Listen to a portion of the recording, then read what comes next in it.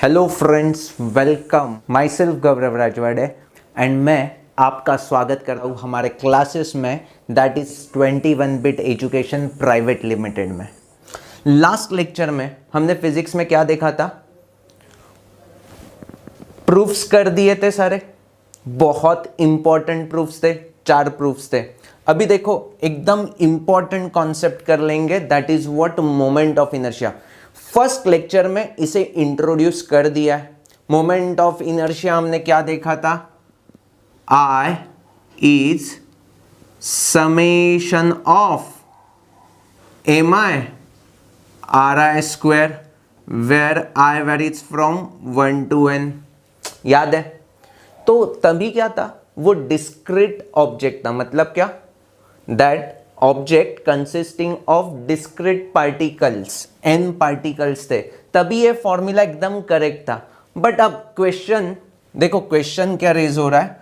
अगर ऐसी एक रिंग होगी, रिंग, तो इसका मोमेंट ऑफ इनर्शिया कैसे फाइंड करेंगे? तो ये सेंटर है, this is what axis of rotation.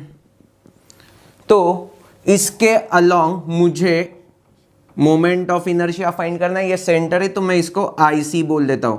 So this is what my problem statement.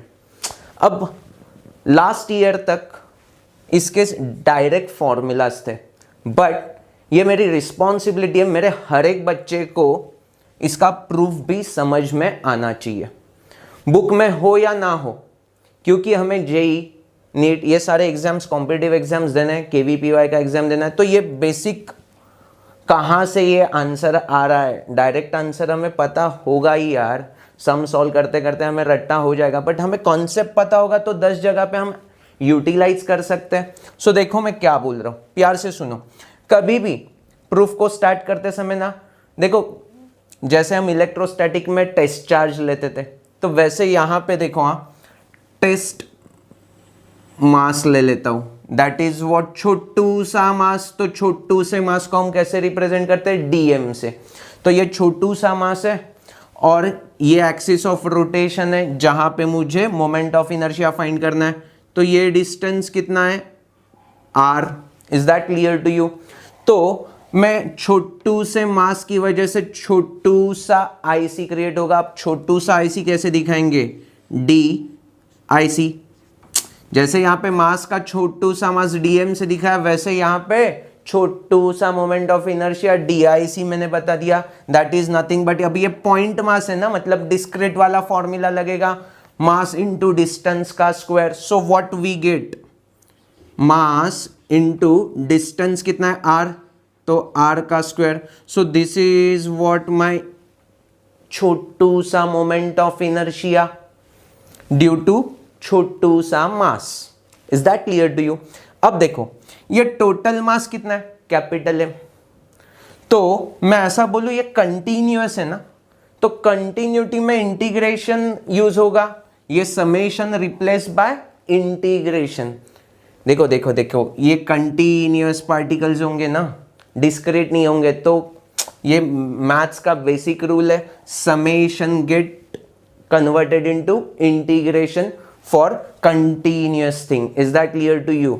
तो यहां पे क्या कर लूंगा मैं, बोथ साइड इंटीग्रेशन ले लूंगा, तो क्या होगा? DIC इज इक्वल टू, अब R स्क्वायर क्या है? ये R तो हर पार्टिकल के लिए R कांस्टेंट ही रहने वाला है, तो कांस्टेंट है तो बाहर निकाल लूंगा और इंटीग्रेशन ऑफ DM ले लूंगा। कहां से कहां वेरी करेगा? 0 to total mass. Is that clear to you? या इंटीग्रेशन ऑफ, आपको वैरी नहीं करना है तो इंटीग्रेशन ऑफ छोटू DM, तो टोटल मास ही मिलने वाला है, that is what capital M। तो ये देखो ये क्या मिल गया? Total IC। ये क्या मिल गया? टोटल IC, बिकॉज ये कहां से वैरी करेगा? 0 से कैपिटल IC। तो total IC is equal to integration of all the masses is capital M। Capital M क्या है? Mass of ring. तो capital M into R square, this is what our answer. देखो मेरे ख्याल से ये प्रूफ बहुत ही इजी है। अब देखो सेकेंड केस, एक डेफिनेट शेप क्या हमने ले लिया, रिंग का केस ले लिया, क्या ले लिया, रिंग। अब ना मैं डिस्क लेता हूं, देखो ये बहुत ही इंटरेस्टिंग है।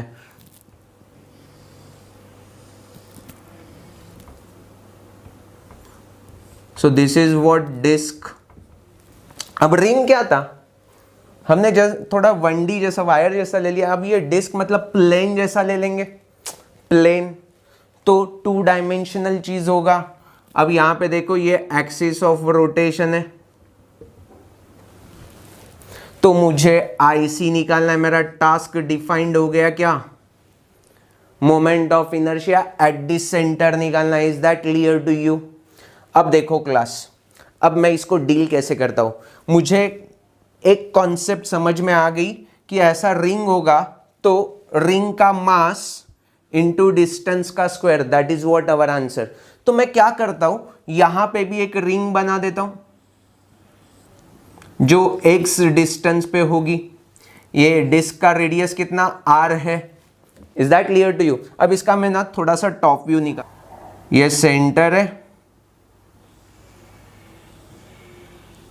और ये x डिस्टेंस पे एक रिंग है। रिंग की विड्थ हम छोटू सी ले लेते हैं, दैट इज व्हाट, ds।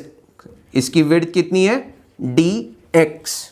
देखो रेडियस x है, x varies from 0 to r होगा, तो ये छोटू सी विड्थ मतलब क्या, अलोंग x, ये छोटू सी विड्थ मतलब dx होगा ना।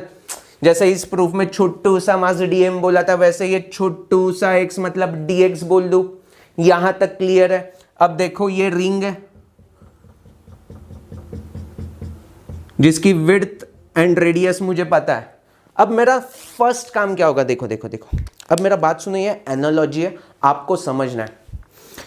आप घर लेने जाते हो तो पहला क्वेश्चन क्या पूछते हो, स्क्वायर फुट का रेट क्या है, मतलब क्या, स्क्वायर फुट के लिए कितना पैसा मुझे देना है। फॉर एग्जाम्पल चिपलून में समझो 3000 रुपये है और मुझे फ्लैट लेना है 1000 स्क्वायर फुट का। 1000 स्क्वायर फुट तो 30 लाख मुझे चाहिए। देखो ना, स्क्वायर फुट का रेट समझ में आ गया, इनटू मेरा area, that is what my cost. तो सिमिलर फैशन देखो, हाँ यहां पे भी मैं वही फंडा अप्लाई करूंगा। अब मैं पहले स्क्वायर फुट का रेट निकालता हूं। टोटल मास क्या है इस रिंग का, कैपिटल M, और ये टोटल एरिया क्या है, एरिया। तो रेडियस अगर r है तो पाई r स्क्वायर में एरिया बोल दो। तो स्क्वायर फुट का रेट, मैं देखो ऐसे ही लिख रहा हूं, स्क्वायर फुट का रेट, यहां पे इसका मतलब क्या है, मास पर यूनिट लेंथ। क्या क्या क्या, mass per unit area, not length, area. तो मास पर यूनिट एरिया क्या है, तो मास है कैपिटल M और एरिया कितना है, pi r square. Is that clear to you? तो ये मेरा हो गया मास पर यूनिट एरिया। अब मुझे इस एरिया में इंटरेस्ट है, यस और नो, बिकॉज मुझे इस रिंग का मास अगर मिल गया तो रिंग का मास पता होगा, तो उसका IC का वैल्यू कैसे निकालते हैं, मास इंटू डिस्टेंस का स्क्वायर।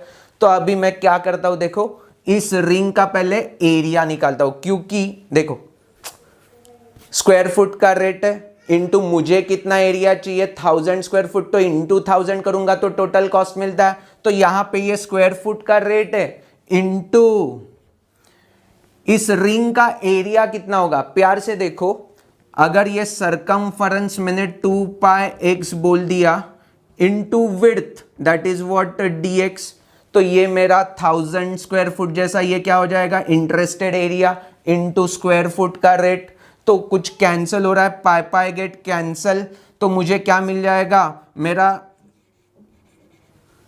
ये छोटू सा मास जो रिंग का बनेगा, दैट इज व्हाट dm में बोल दूं। तो dm इज इक्वल टू क्या मिल जाएगा बच्चा, m और ये 2 मतलब 2m अपॉन r स्क्वायर, ये r स्क्वायर बचेगा into x into dx। So this is what my dm का वैल्यू। अरे बोलो, अब अकॉर्डिंग टू अवर फॉर्मूला क्या मिलेगा, देखो यार, dm मतलब मुझे मास ऑफ रिंग पता चल गया है। ये छोटू सा रिंग है ना, उसका मास कितना है, dm है। टोटल रिंग जो बड़ो वाला है उसका मास कितना है, कैपिटल M है। तो ये dm को मुझे वैल्यू पता चल गया, रिंग का मास समझ में आ गया, और ये डिस्टेंस x है। तो इस छोटू से मास की वजह से छोटू सा IC यहां सेंटर पे क्रिएट होगा, तो उसको हम बोलेंगे DIC is equal to mass into distance का स्क्वायर, मतलब x का स्क्वायर यहां पे मल्टीप्लाई हो गया, तो क्या मिल जाएगा, D2 times m upon are square, x into ये x का स्क्वायर मतलब क्या हो जाएगा, x का क्यूब इंटू dx। अब मैं फिर से देखो, ये रिंग को मैं ऐसा छोटा छोटा छोटा छोटा छोटा ऐसे रिंग करते गया तो पूरा बड़ा रिंग तक का एरिया कवर हो जाएगा। तो मुझे x को वैरी कहां से कहां करना है, 0 टू r वैरी करना है। अब मैं इंटीग्रेट ले लेता हूं बोथ साइड, तो इंटीग्रेशन बोथ साइड लूंगा तो ये कांस्टेंट ही है, तो ये x क्यूब का सिर्फ इंटीग्रेशन लेना है। देखो कितना सिंपल हो जाएगा, ये IC हो गया और ये इंटीग्रेशन कहां से कहां वेरी हो जाएगा, 0 टू r। तो यहां पे देखो क्या बचेगा, 2m upon are square x cube, x raise to n का इंटीग्रेशन का formula x raise to n plus one upon n plus one. तो यहां पे क्या आ जाएगा, एक्स रेस टू 4 अपॉन 4 और 0 टू r है, तो वैल्यू क्या आ जाएगा, यहां पे देख लो क्लास। अपर लिमिट सब्स्टिट्यूट कर दूंगा तो क्या मिल जाएगा, 2m upon are square into R raise to 4 upon 4 R square, और यहां से आर स्क्वायर बचेगा, 2 1 जा 2 2 जा, तो आंसर आ गया m R square by 2। So this is what I see in case of disk. दो फॉर्मूलाज मेरे हर एक बच्चों को समझ में आ गया कि उसका प्रूफ कैसा है। देखो फॉर्मूलाज रटना बहुत सिंपल है, अभी 2 मिनट में आपको बहुत सारे फॉर्मूलाज में रटा देता हूं। अभी रिंग का हमने क्या देखा, एम आर स्क्वायर, और डिस्क का क्या देखा, एम आर स्क्वायर बाय 2। अभी ना 100 में से 80 बच्चे कंफ्यूज होते हैं कि डिस्क का एम आर स्क्वायर बाय 2 होगा या एम आर स्क्वायर होगा या रिंग का होगा। देखो देखो देखो, एक अब बेसिक नॉलेज देता हूं आपको। ये रिंग है, ये डिस्क है, दोनों का मास m है, दोनों का रेडियस r है। तो मैं क्या बोलूंगा, देखो रिंग में डिस्ट्रीब्यूशन ऑफ मास कहां पे, सबका सब सरकमफरेंस पे, मतलब away from axis of rotation है।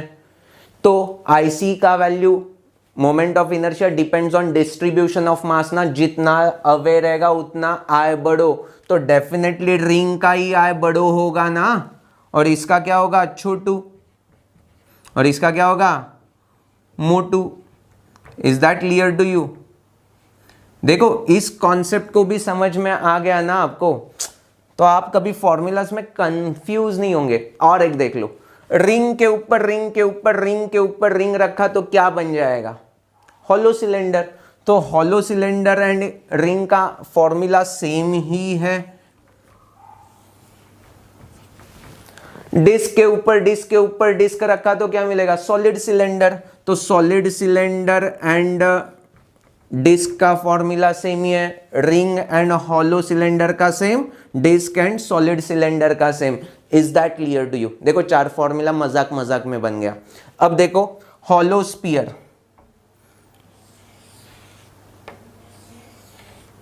अब ये ना हैचिंग लाइन दिखा है, मतलब क्या, वो सॉलिड स्फीयर है, और ये क्या है, हॉलो स्फीयर है। अब इसमें भी देखो कंफ्यूजन ना 2 फॉर्मूलाज में होता है। एक का आंसर है 2/3 एम आर स्क्वायर, और एक का आंसर है 2/5 एम आर स्क्वायर। अब मेरा हर एक बच्चा कॉमन सेंस लगा के बताएगा, सॉलिड स्फीयर का 2/3 एम आर स्क्वायर होगा या 2/5 एम आर स्क्वायर होगा। सबने बता दिया। देखो देखो मैं फिर से लॉजिक बताता हूं। अब भी मैंने क्या बताया, distribution of mass away from axis of rotation रहेगा, वहां पे मोमेंट ऑफ इनर्शिया ज्यादा, तो हॉलो में ही ज़्यादा होगा। अब 2/3 एंड 2/5 में बड़ो वैल्यू कौन सी है? डेफिनेटली 2/3।